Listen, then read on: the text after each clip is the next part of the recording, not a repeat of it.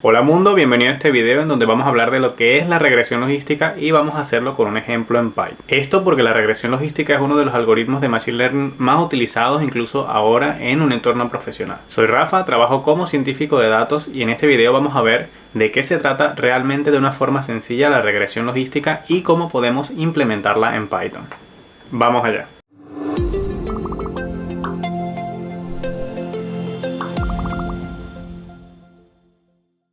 Chévere. Entonces, para empezar este video vamos a hablar un poco del problema que hay detrás de la regresión logística o el problema que la regresión logística resuelve y por qué este algoritmo es necesario y no podemos utilizar otros como la regresión lineal, que ya lo hemos visto en otro video de este canal. Si no lo has visto, puedes ir a verlo. Bien, entonces para hablar de esta motivación que decíamos de explicar el problema, recordemos que la regresión logística entra dentro del contexto del problema de clasificación. Entonces, mientras en la regresión lineal buscábamos predecir un número, como puede ser el precio de las casas, pues acá vamos a estar interesados en predecir categorías, es decir, un número finito de cosas, ¿no? Por ejemplo, el caso que vimos en un video anterior fue el del correo, si era spam o no, si era publicidad o no. Son dos cosas y en este caso se llama clasificación binaria. Aquí, antes de entrar a explicarte esta gráfica, me gustaría recordarte y decirte que el algoritmo de regresión logística, aunque es uno de los más básicos, sigue siendo uno de los más importantes, incluso en el entorno laboral se sigue utilizando. Yo lo he utilizado en mi trabajo, por lo cual creo que es súper importante que lo conozcan, aunque haya modelos mucho más avanzados. Estos son los primeros pasos que tienes que dar y siguen siendo útiles después que los aprendes a utilizar bien. Así que ahora sí vamos a esta gráfica donde vamos a explicar el problema de regresión logística. Supongamos que tenemos datos, en este caso de diabetes, es decir, vamos a tener datos de personas que tienen esta enfermedad y la vamos a estudiar a través de su BMI, que es, digamos, un KPI, una métrica que está relacionada al peso de la persona. Digamos que esto se calcula en base al peso y la altura. Se saca un índice y este es un valor numérico que nos va a ayudar a predecir si una persona puede tener diabetes o no. Entonces, supongamos que tenemos una parte de los datos que serían estos azules de personas que no tienen diabetes. Fíjate que el BMI es bajo. Por otro lado, el resto de los datos, que sería de los pacientes que sí tienen diabetes, van a tener un BMI alto. Este gráfico, por supuesto, que es de ejemplo, en un caso real van a estar más mezclados, digamos, los unos y los ceros con respecto al BMI, pero esto es de ilustración. Entonces vamos a imaginar aquí que queremos hacer una regresión lineal simple, ¿no? Entonces digamos que ajustamos nuestra recta de regresión, mínimos cuadrados, toda esta historia, y nos da una recta como esta. Entonces hasta aquí todo parece en principio que está bien, o sea, se ve un poco raro ahí, pero bueno, digamos que no pasa nada y queremos predecir o tener una regla de cómo podemos para futuros BMI predecir si es un paciente que tiene alto porcentaje o alta probabilidad de tener diabetes o no. Entonces pues agarramos como regla que nos vamos a ir entre el 1 y el 0 al 0.5, nos vamos a regresar por esa línea gris hasta el valor del BMI que vemos acá y eso lo vamos a llamar como una región de frontera o una región de decisión, es decir, que todo lo que esté de un lado va a ser pacientes que sí tienen diabetes, o sea, los que tengan un BMI más alto que lo que marca la línea gris, sí van a tener diabetes o vamos a predecir que sí, y los que tengan por debajo vamos a decir que no. Esta predicción, por supuesto, es una estimación y puede estar errada, por supuesto, nuestros modelos no son perfectos, pero digamos que hasta ahora se ve bastante bien, ¿no? La línea cruza y corta los azules y los rojos en dos partes, no hay ningún problema. Pero te pongo en esta situación en donde ahora hay un dato, un outlier, un dato extra, que tiene un BMI demasiado elevado. Esto suele pasar en los datos de la vida real, y si en este caso ajustáramos un modelo de regresión lineal, lo que obtendríamos sería un modelo como este. Entonces fíjate que este modelo, la recta ha bajado muchísimo con respecto a lo que quisiéramos. Y es que este es uno de los problemas del modelo de regresión lineal, que tiende a verse muy afectado por outliers. Si tomásemos la misma regla de decisión del caso anterior y tomásemos el 0.5 y ver dónde cae ese BMI de la línea gris, lo que vamos a obtener es un BMI mucho más alto. El problema de esto es que ahora la región de decisión se ha recorrido, digamos, muchísimo hacia la derecha. El problema de esto es que vamos a predecir pacientes que en verdad sí tenían diabetes como que no la tuvieron. Entonces fíjate que esto puede ser un problema si utilizamos este tipo de modelo. Esto en estadística es lo que se llama un modelo poco robusto. Entonces para estos casos tenemos otra solución. Esa solución sería la de regresión logística que vamos a ver en la próxima sección, pero antes quiero mostrarte el ejemplo en Python de los datos.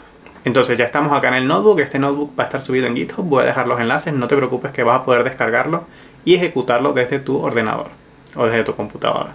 Entonces empecemos a analizar este notebook, pues lo primero vamos a cargar los datos y luego vamos a hacer el desarrollo más adelante. Cargamos nuestras librerías favoritas de Python y esto que está acá es el enlace donde están los datos, que sería esta página de acá que está cargando ahora mismo. Y entonces fíjate que aquí este ejemplo es un ejemplo que usa regresión logística para la diabetes. Estos datos me gustaron porque eran bastante sencillos y aún así eran bastante interesantes de estudiar. Acá hay varias variables de los pacientes como bueno, insulina, el BMI que es el que vamos a utilizar nosotros. Y acá, si vemos hasta el final, el outcome que es 0 si este paciente no tenía diabetes y 1 si sí.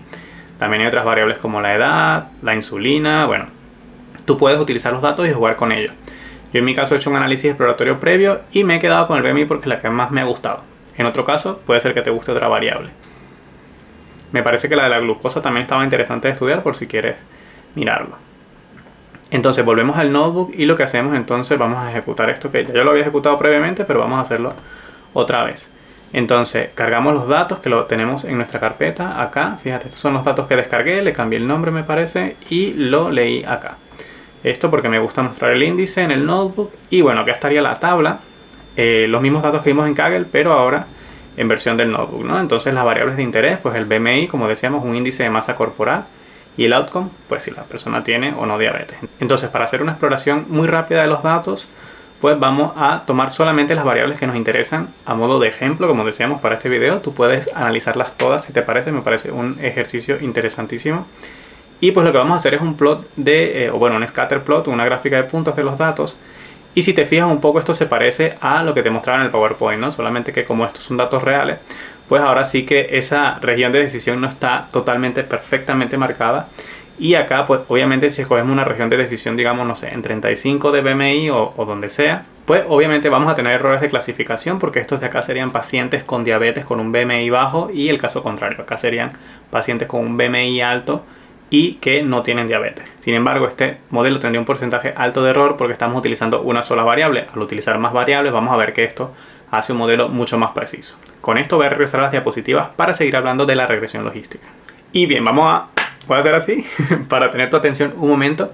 Y es que me gustaría pedirte que si este video te está gustando le des un like para llegar a muchas más personas y también motivarme a seguir haciendo este contenido que estoy seguro es de mucha ayuda. Pues ya, dicho esto, vamos ahora sí a hablar de lo que es la regresión logística y la función logística que a veces complica mucho la vida. Como decíamos, es uno de los modelos más utilizados de Machine Learning y es muy importante que lo entiendas bien. Y acá la ecuación logística, esta función también se le llama como sigmoid, por si la ves por ahí, es esto que está acá.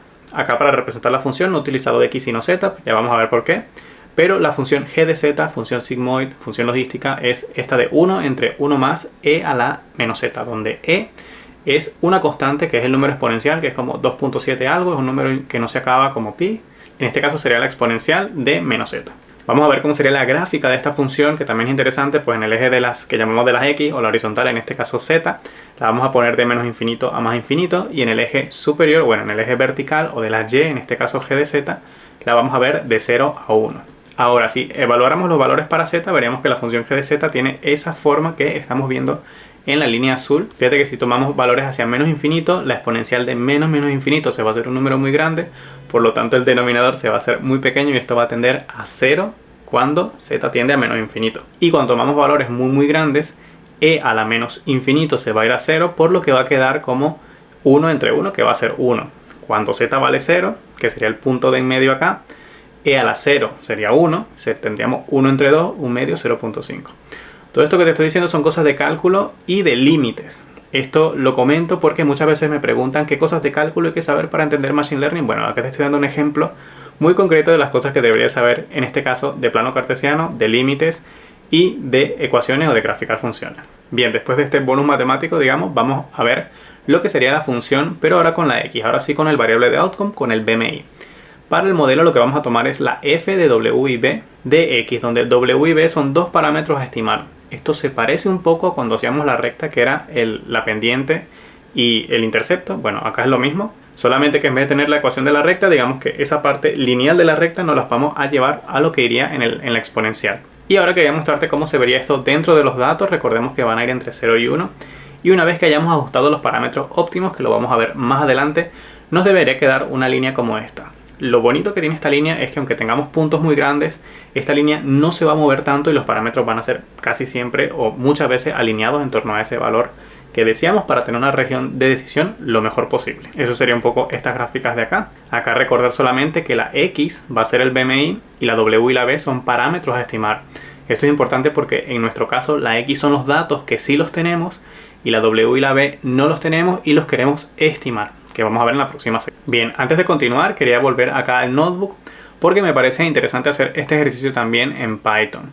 Entonces vamos a ver acá lo que sería, esto ya lo ejecutamos, entonces vamos a ver acá lo que sería la función logística y lo que vamos a hacer es ver cómo se comporta esta función dentro de los datos haciendo nosotros pruebas sobre el W y la B. Acá digamos yo ya tengo los valores óptimos, que vamos a ver más adelante cómo sacarlos, pero quería hacer el ejercicio de poner cosas diferentes, pues a ver qué sale. Entonces fíjate que acá yo tengo dos parámetros que he escogido de manera un poco arbitraria, parecidos a estos, y luego tenemos acá como la gráfica de la recta, vamos a explicar este código. Acá tendríamos lo que es la X, es decir, el BMI, y acá tendríamos la Y o la Y, que sería la función exponencial, la función sigmoid, la función logística. Y acá es la gráfica de esto de acá arriba. No tiene mucho más. Entonces si ejecuto por acá y luego veo esto por aquí, pues me da un valor de la recta. Ahora, esto cambia si yo aquí pongo otros valores. Por ejemplo, pongo un 1 y digamos que ahora este lo pongo positivo, por ejemplo. Entonces, vamos a ver cómo sale. Fíjate que sale muy diferente. ¿Qué pasa? Ahora la curva se ha recorrido, digamos, hacia un lado. Por eso no vemos la parte que cae. Si esto en vez de -3 le pusiéramos -4, por ejemplo, ya ni siquiera se ve. Ahora se ha ido mucho para el otro lado. Vamos a hacer un último ejemplo mostrando acá el que teníamos antes, que era 0.9. Y acá -3.8. Y fíjate que se ha recorrido un poco, pero no tanto porque ahora lo hemos ajustado mucho mejor, ¿no? Entonces vamos a dejarle el que tenía. Y nos vamos a quedar con esta primera versión. Ahora mi invitación es a que descargues este notebook, hagas tus pruebas y vayas variando estos valores para que veas cómo cambia la regresión logística. Este de acá arriba va un poco como a mover la forma en que si esto está como muy estirado o muy vertical, digamos. Entonces, bueno, pero haz tu prueba y convéncete de que esa función se ve así en los datos. Ahora sí, vamos otra vez a la PPT para ver la optimización de parámetros. Y ahora voy a dar un segundo aplauso y esto es para decirte que si te ha gustado este video, pues mi invitación es a que te suscribas al canal porque voy a seguir subiendo contenido de Machine Learning, de algoritmos. Estoy preparando muchas cosas, me parece súper genial explicar esto. Así que nada, sin más, vamos a seguir con el video. Entonces, vamos a plantearnos el problema de cómo encontrar de forma óptima o cuál es la mejor manera de encontrar estos W y B. Ok, ahora aquí como siempre hay que pensar lo mejor para qué o lo mejor en base a qué.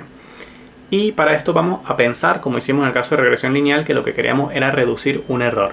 En aquel caso vimos errores cuadrados, error cuadrático medio, a lo mejor te suena eso, y lo que queríamos era minimizar esa función, que también llamamos función de costo.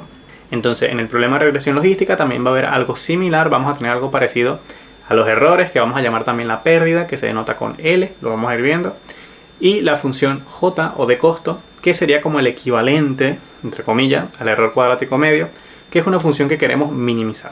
Entonces todo este proceso es el que está descrito en las diapositivas y a continuación te voy a mostrar las ecuaciones. Las ecuaciones de pérdida y costo para la regresión logística serían estas de acá. No te hagas mucho rollo en cuanto a qué significan las ecuaciones, pero un poco, digamos, la L sería como el error que se tiene y fíjate que lo que te quería mostrar es que tiene como una Y y una 1 menos Y. Esto es porque los datos para la Y, para la Y solamente van a ser ceros o unos. Entonces, cuando sea 0, este término va a desaparecer y nos vamos a quedar solo con este. Y cuando la Y sea 1, este término va a desaparecer y nos vamos a quedar solo con este. Fíjate que en ambos casos la L va a ser negativa. Entonces, fíjate que la Y y la X, que son los datos, los tenemos. Estos valores ya los sabemos. Lo que queremos hacer variar es la W y la B para ver los distintos valores de la L. Y eso luego lo vamos a promediar sobre todas las filas de los datos y ese promedio es lo que vamos a llamar la función de costo. Lo que queremos encontrar son valores de W y B, tal que ese promedio sea lo más pequeño posible. Entonces, para ver esto vamos a hacerlo de forma intuitiva en Python. Este ejercicio me parece muy bonito. Bien, de vuelta al notebook, pues vamos a ir a la optimización de parámetros. Escogemos estos parámetros W y B y vamos a ver qué tan buenos son, ¿no? Lo que decíamos, vamos a calcular la función logística, vamos a calcular la pérdida, vamos a calcular el costo. Entonces, aquí están escritas las ecuaciones más bonitas por si no entendían las otras en azul. Y lo que vamos a ver aquí son estas funciones. Acá lo vamos a hacer para los valores de W y B que habíamos encontrado más arriba viendo la forma gráfica de la función, ¿no? Que era el 0.09 y el -3 algo. Entonces, si esto lo ejecutamos, pues lo que vamos a encontrar es que el costo para esos dos valores de W va a ser este de acá. Entonces, pues, lo que vamos a hacer es buscar sobre un montón de W, sobre un montón de B y ver qué sale. Para explicar un poco acá lo que hemos hecho, hemos calculado la función sigmoid, la función logística, hemos acá calculado un poco el costo, que bueno, fíjate que este train es la Y, y acá tenemos 1 menos Y, y bueno, todo lo demás lo puedes ir viendo en el código. Luego el costo será el promedio de todo eso que decíamos y da este valor. Entonces, lo que vamos a hacer para encontrar los valores óptimos, al menos de forma visual o intuitiva un poco, es que vamos a hacer una malla, un grid, una cuadrícula, de un montón de valores de W y un montón de valores de B, y lo que vamos a hacer es calcular el costo, la función J, para cada uno de ellos. Luego nos quedamos con el más pequeño. Eso debería darnos una aproximación. Todo eso que he dicho te lo explico acá en el notebook para que no haya pérdida. Y lo que vamos a hacer esto en Python. Entonces, por un lado vamos a hacer ese grid que decíamos entre estos valores. Ya esto yo lo he refinado un poquito. En un caso, digamos, cuando empecé a hacerlo, lo que hice fue ver un rango más amplio y luego irlo reduciendo hasta uno que fuera interesante para mostrar en este video. Y pues te invito también a que los cambies, hagas variaciones y veas qué pasa. Luego creamos un data frame con ese grid, entonces esto nos va a dar una tabla como esta de aquí abajo. Y esto del round lo puse porque no sé por qué en Python cuando lo hace sin esto, lo hace sin este round. Acá a veces te da valores como con muchos decimales, me parecía feo, así que lo dejé así. Que bueno, sería esto, recorrer todos los valores de W contra todos los valores de B, y ahora sobre este data frame vamos a aplicar la función de costo, ¿no? Esa función sería esta, donde tenemos primero la sigmoid, luego la pérdida, luego el costo, y es lo que nos va a regresar. Hacemos un apply para utilizar esa función sobre todos los datos y nos quedaría ahora el data frame como actualizado con estos errores. A este de acá yo ya le he hecho un sort, o sea, lo hemos ordenado por el error para que nos dé el que tenga menor error primero.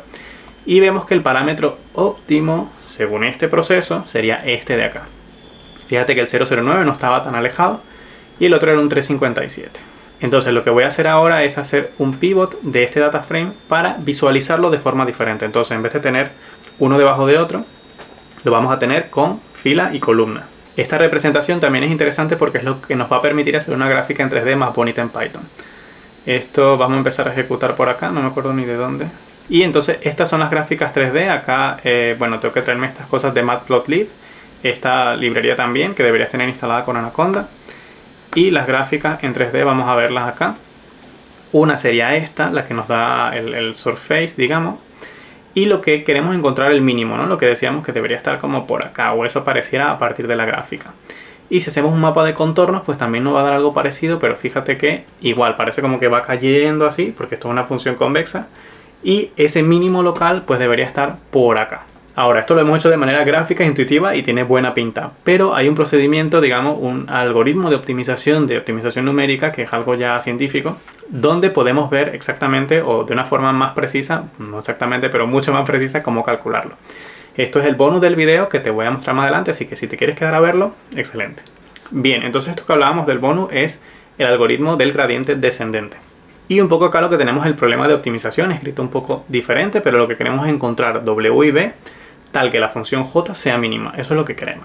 Y acá tenemos que utilizar un concepto de cálculo diferencial que se llama el gradiente y las derivadas parciales. Esto porque se parece un poco a lo que te explicaba en el caso de regresión lineal que hicimos con una variable, que hacíamos una derivada, calculábamos los ceros, los mínimos, todo esto. Acá tenemos que hacer algo similar. Entonces vamos a ver los gradientes, que en este caso para la función J estarían dados según estas ecuaciones de acá. Y luego con esto vamos a hacer las repeticiones del algoritmo, que sería dar un paso inicial, que puede ser ese que encontramos con las gráficas. Y a partir de ahí vamos a ir iterando, y ese punto o ese valor para W y B se va a ir moviendo de forma que cada vez que avance, ese error va a ser mínimo. Si esto lo iteramos muchísimas veces, entonces eventualmente caerá en el óptimo local o en el mínimo local de esta función convexa. Pero bueno, no me enredo más, vamos a ir a Python para ver el código y la implementación de este algoritmo. Ok, todo lo que te dije en el video acá está un poco resumido en palabras, las ecuaciones escritas de una forma más elegante. Y las funciones de esto en Python, pues las podríamos escribir de esta manera. El sigmoid, la parte esta de acá, digamos la parte de adentro, y luego el promedio que tenemos acá, y luego, bueno, que nos regrese la derivada, funciones de Python, ¿no? Entonces vamos a dar estos valores iniciales, que fueron los que encontramos en la tabla, y vamos a empezar a hacer el proceso de iteración. Entonces esto vamos a ejecutarlo acá, damos valores iniciales, y fíjate que cuando ejecuto esta celda lo que estoy haciendo es una sola iteración, entonces voy a ejecutar esta celda muchas veces.